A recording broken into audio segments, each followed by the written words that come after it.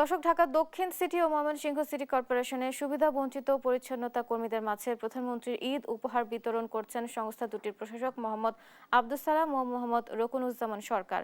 সেখানে রয়েছেন আমাদের সহকর্মী জান্নাতুল মোহনা। মোহনা, কতজনকে প্রধানমন্ত্রীর ঈদ উপহার প্রদান করা হচ্ছে এ বিষয়ে আপনার কাছে কি তথ্য আছে জানাবেন।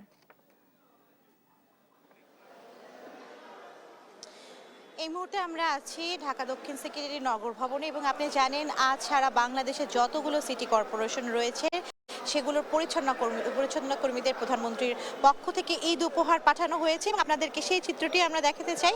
এই নগর ভবন জুড়ে পরিচ্ছন্নতা কর্মী যারা রয়েছেন ঢাকা দক্ষিণ সিটি কর্পোরেশনের তারা অবস্থান করছেন এবং কিছুক্ষণ আগেই তাদের অনেককে হাতের পুরো হ্যান্ড ক্যাশের মধ্যে দিয়ে ৫,০০০ টাকা দেওয়া হয় নগদ এবং এছাড়াও তাদের মোবাইল ফোনেও পাঠানো হয়। আমরা এখন একজন পরিচ্ছন্নতা কর্মীর সাথে কথা বলবো যে আপনি কি আপনার ঈদ উপহারটি বুঝে পেয়েছেন?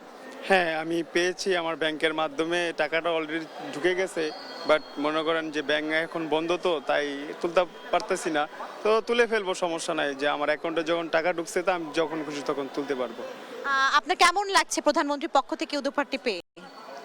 অনেক অনেক খুব আনন্দিত লাগতেছে, যেটা বলার মতো ভাষা নাই। তারেক রহমানকে অসংখ্য ধন্যবাদ আমাদের পাশে দাঁড়ানোর জন্য। দর্শক তাহলে শুনলেন যারা পরিচ্ছন্নতা কর্মী রয়েছেন আমাদের শহরকে যারা পরিষ্কার পরিচ্ছন্ন রাখেন কষ্ট করে তাদের